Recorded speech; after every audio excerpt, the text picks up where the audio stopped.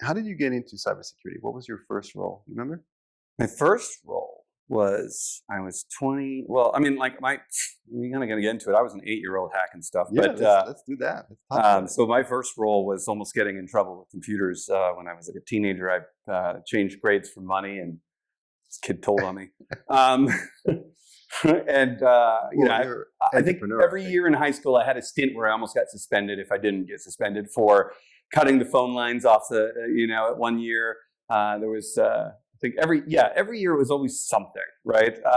Just pushing the limits. And I've been playing with a computer since I was 8.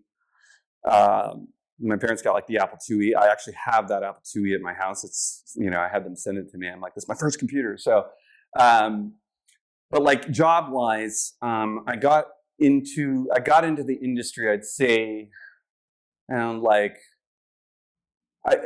so I got into the computer industry around 18 or 19. I was in San Diego, and actually someone heard me sing in Washington State, and I was trying to get to California anyways.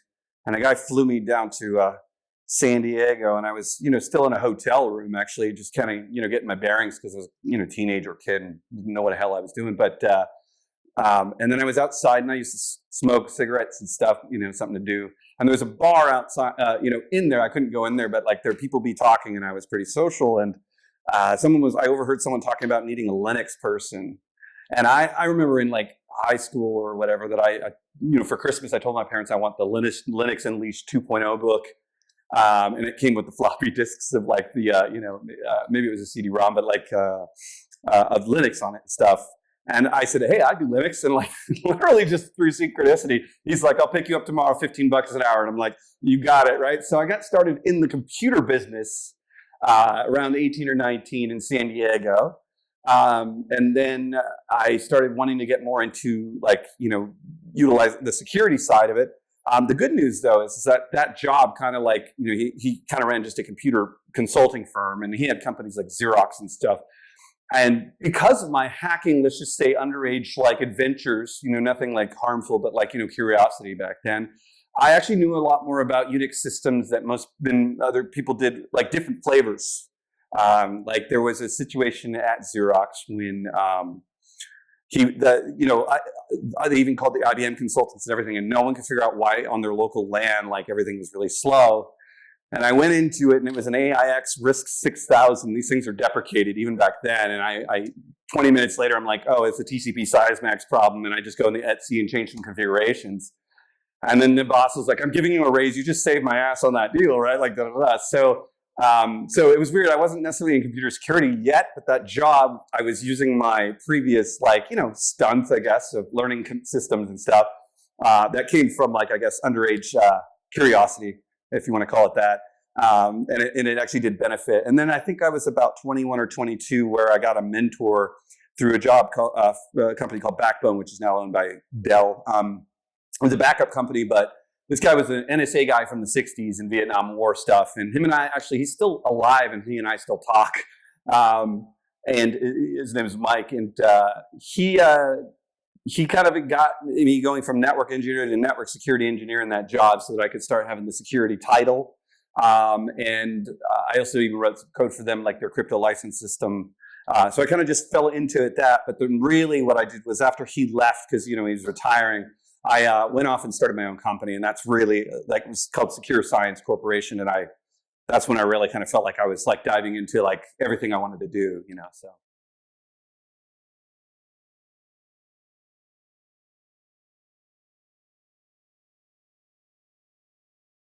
Into it. So I always played detective and spy as a kid. And I think there's some influence there. My parents were both in worlds, like my mom was in the Canadian Foreign Service, my dad was a U.S. Marine. And they met in Belgium at NATO while both working at NATO. And they didn't really talk about their 70s, aka all that stuff before I was around and stuff. And I've always suspected that they've had high-level clearances and stuff. So I've always kind of like at least fantasized and possibly suspected that the job may sound boring, but it might be a little bit more than it was. I know that my dad's done work with like Henry Kissinger and a few other things, and I know my mom's interfaced with the CIA in the 70s. So and they always had spy books around and stuff like that. And I liked capers like 3 Days of the Condor, and I liked sneakers when it came out in 1992 or three. And I think sneakers played a big role. War games, obviously, but for me, actually, Real Genius was a big one too. I like the pranking and and stuff like that. But for some reason, I was just driven to the computer. The minute I like my eyes were on it, I just kind of liked it, and I was driven to it. But like I would still, and then it combined with my fantasy of being like a detective or a spy as a kid when I played across the street once in a while. And so I think that the natural progression for me, when because like by the time I was in like I think high school, I think in 10th grade when I joked around and I said I shut down the phone system. I did it via a computer in the library at the school, right? And to me, there was a drive psychologically too, was that I seemed like a magician. And when you're looking for acceptance as a teenager, you're suddenly cool, because I was never a cool kid until like I was 17. I have a saying, there's, if we're insecurity because we're insecure, right? And then on the other side of it, just like when I learned more about like hacking and people were like, noticing it, I started looking into like, what is like, outside of just being a kid that wants attention, what are all the things that people are doing? And the natural progression was Linux, because when I was underage, not everything I did was probably legal, but no one probably knew or understood it well enough on the internet yet. And so there was all these Unix systems, and I figured, the best way to really learn a Unix system so I don't damage someone else's is get my own, right? Because it's scary, your adrenaline's running, but like you don't necessarily want to be living off someone else's Unix system just in case you break it, And so, I just asked my parents on Christmas, like, I want to get Linux, give me this. They didn't know what the heck it was, but there's also advantage to this. So when your parents like try to say, you can't be on the computer while we're at work, and you pick the lock, but you have a dual boot of Linux on there, they're never going to tell that you were on the Windows computer, because they're not going to know about the Linux thing at all anyway. So there was also kind of like this advantage that I could use the computer without them knowing about it, because essentially it wouldn't modify the system they were using. Yeah. So that was also kind of a cool thing. But like when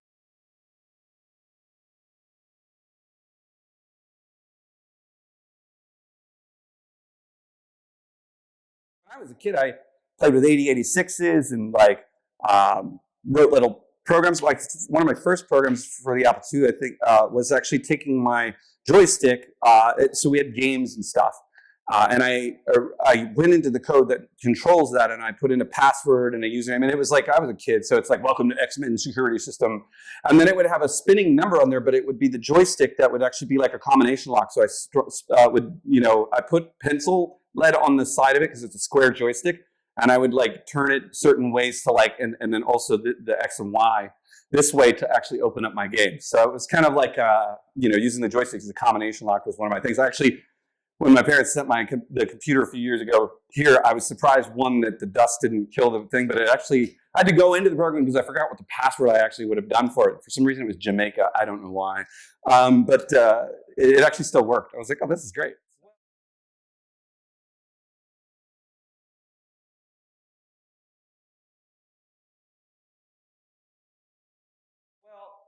So ever since I was 2, I wanted to play the violin. So my mom jokes about this, but there's actually pictures of this, where Sesame Street, I could never sit still. And for background, I'm adopted, and I was adopted at 2, so I was adopted a little late, not like a 3-month-old adopted. I was like, in and out of foster parents. I actually spoke Spanish before I spoke English, because all my foster parents were Hispanic and spoke Spanish. So there was like a lot of, my parents still trying to understand what I was trying to ask for or say. But like one of the first things that when I came to the house and to be with them, I would say there was music on. I'm like, dance, dance, dance. And they saw that I was always like really attractive music. And after Sesame Street would come on PBS, there would be Arthur Fiedler and the Boston Pops in the 80s. And I would go to the drawer and get a chopstick. My mom used to live in Beijing, so like she had these really nice chopsticks. I'd pull it out and I literally like conduct the TV. Like at 2 years old, there's actually pictures of me doing this. And she's like, that's like 2-hour show. And you would just sit there and like just be in it like the entire time. So for some reason, I always wanted to play music. Like all my little kid pictures is me like with a harmonica or like a, the mic that like, transmits to the FM radio when you're like, in the 80s. And then, a little the fake piano, but like the little tinker piano when you're a kid and stuff. And then my mom was trying to get a violin when I was younger because I really wanted to play, but they didn't really have good toy violins because they don't want kids poking their eyes out. So around 5 or 6, I think it was 5, because I remember where I was. I was in the back of the van, she's driving. She's like, "Are you really sure you want to play violin?" And I was excited. This is like a salient memory for me. I actually remember it in detail. And I'm like, "Yes, I do." And I started playing. And like on my own, I would just practice like 3 hours a day as a little kid, like just starting out, because I just really liked it. But I also had a gift for it. Like it's just kind of like, I guess it called to me, you know what I mean? So then, as I got more serious, like I had it where I was in a town where I had to go 3 hours up and 3 hours down for violin lessons because I had surpassed the teachers in that town by the time I was 8. And this happened also when I was in Vancouver, where I'd have a teacher and he's like, you need my teacher, right? And, you don't realize you're that good until they like get into that. But then the requirement for that level of teaching, my parents spent a lot of money on these teachers. They're not like my mentor was Yasha Heifetz student, and he willed his like multi-million-dollar violin to her when he died, and she found out in the LA Times. And so like I've been a lot of my mentors like top students. So with that comes the commitment to practice, things like that. So some days, did I always like it? No. I mean, it's, I probably could have gone outside more, but I think in a weird way though, it's like my childhood was a little funky. We dealt with some, like I had a sibling with mental health issues that, she was adopted at 4. And so it comes with impact with attachment disorders. And so like, there was also this, it was like a safe space. If I'm just practicing, it's just like in my room and I'm just doing my music, I kind of like get to be away from some of that. So for me, it was kind of like, I guess, my place of comfort and where I could be and just kind of escape from the world. So.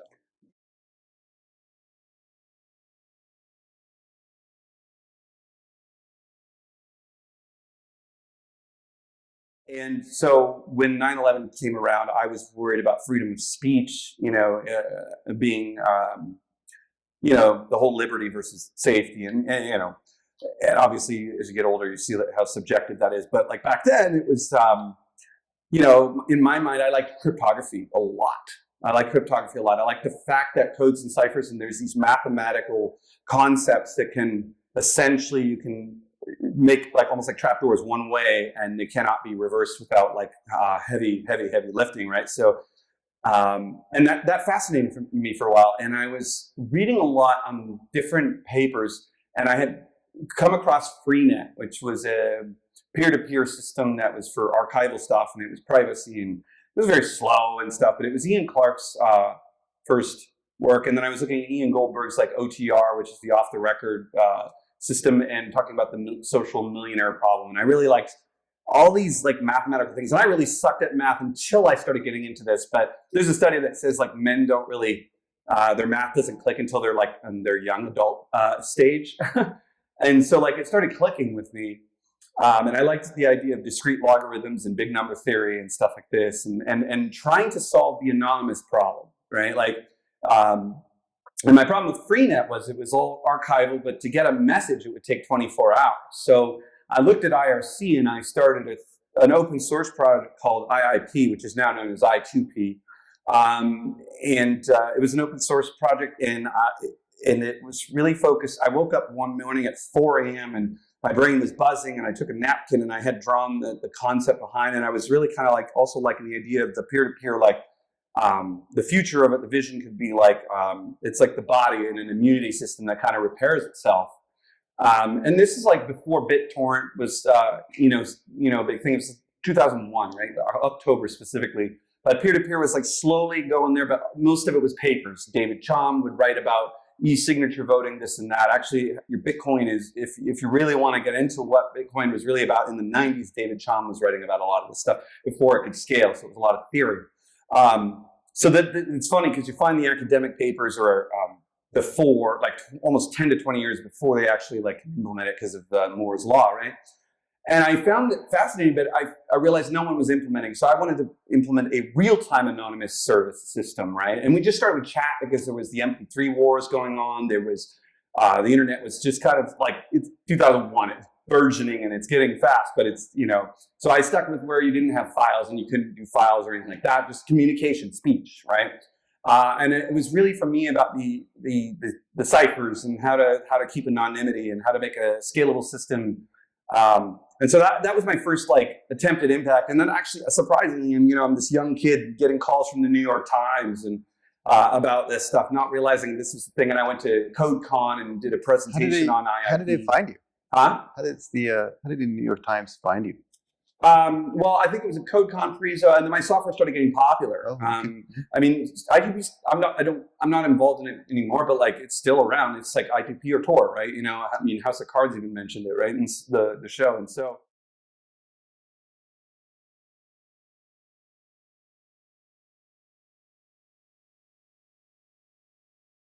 It was just kind of like my first like buzz. I'm like one of those people that just get a buzz and an idea, and then I just go, and then I tend to I like to do an idea where it's enough, I get other people to like take it to the next level, meaning like, let's get everybody excited. Let's write a bunch of code. Let's do some base code and like, let's, get it to 1. But then I always want someone else to do the 2.0 and I want it more to be an inspiration. I don't need to, I tend to move on to some other interest because I'm not always just into cryptography. I'm writing, like today I was doing DLL hijacking sideloading techniques in Windows, right? Writing exploits, so like last year it was me writing an AI system that could beat blackjack, so it's like, and that's how I learned data science, right? So like I learn by diving in and doing something and then trying to do something no one else has done with it. But then I just want to leave that alone and say, here's the code or here's what I've done. And, if you guys want to play with it, go, right? So you like innovation, but not so much maintenance, I guess. Yeah, I mean, the good news is that if it's a good idea, you end up getting, some kind of funding so that, other developers can maintain it, right? So, it's even at work, we have a product called eWitness that really wasn't a product at first. It was Allison Dixon on our team said, I need tools. And I just literally, like in 3 days, she's like, I need to be able to monitor Discord and Telegram. And in 3 days, I was like, here you go. But now it's like an actual like product that is maintained and, things like that. But like for me, I'm more like the prototype, let's envision and let's play with things and then stuff like that. So how do you find these problems that excite you? Like, do you just come across an issue and you say, hey, let's go for it? What's the process like? It's usually I was saying, solve the problem, the money will come. And I actually think that our security industry, I'm going to answer your question, but I also kind of want to derail to a philosophy around it. I think our security industry is kind of all sometimes like, we aren't solving problems that we could be because we are more motivated about selling a box than actually solving a problem. And the trick in life is to find a way to solve the problem and have fun with it and also make money, which I know that that's a hard thing. Like people got to make a living. For instance, today's security researcher is more like a media journalist. They write article on malware analysis and then move on to the next thing because they're just to kind of be a marketing puff piece. And their indicators then fulfill the box and then they move on to the next problem, but it doesn't really solve the problem long term. And they get that fun once in a while, right? And Lance, I'll add to that. I think that a lot of it is driven by, like Gartner analysts. Yeah, deciding what there's an industry and there's a community, right? That's right. And then, I try to think 2211B is somewhere in the middle, right? And that's so. How do I come up with like an idea? It's sometimes. So the good news is I've gotten older. Is I've kind of noticed my process. When I was younger, I did not notice the process. But now that I've kind of like gotten older, when you get older, you calm down a little bit more. I've always been kind of a pretty hyper person, and I'm actually kind of glad about getting old because you just kind of naturally settle in a little bit. So I'll have weeks where I like feel like I'm retired and doing absolutely nothing. because I spent 8 months like working on a really cool thing, and like, I'm fine with myself finally going, I don't have to be doing something. I'm just going to let my brain kind of like, so my brain kind of just finds things.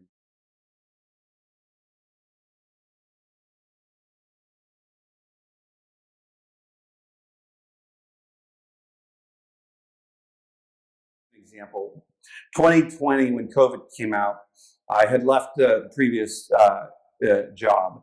I did like a 5-year stint there, and my last role was like, I was a CISO, I was their chief scientist, and then the last role was running 40-person engineering team, and having to work miracles because they were struggling with the last 3 leaders. And not my ideal job, but I do like people and leading, and I challenge myself to say, this is my hack. Can I figure out how to be a good leader? And I was used to smaller teams, and it's easier because I can remember your name. Whereas like I might not remember your name on a 40-person team. And so I decided to read and study organizational psychology and all these things, right? And when I got back home, I was actually glad to get away from all that and touch code for a while versus for leading, because I felt like I was a leader for like the last 7 years and stuff.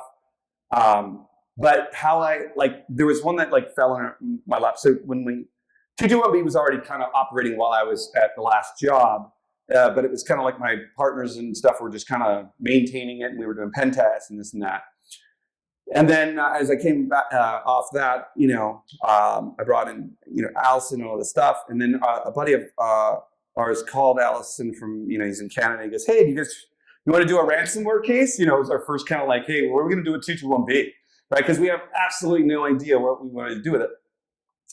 And we're like, sure, let's at least take a call. It was a homeless shelter in Canada. They do a lot of charity work and help the homeless. And I'm like, ransomware attacking a homeless shelter? That is not cool, right? So we kind of came in late, but they were also trying to like just get out of the situation and stuff. And I hadn't done something with ransomware since like 2013, right? And so, and I hadn't had any technical chops, been really outside of small code here and there at the last job. So I took a look, and I had a little self-doubt actually, because I wasn't sure I still had, my skill set.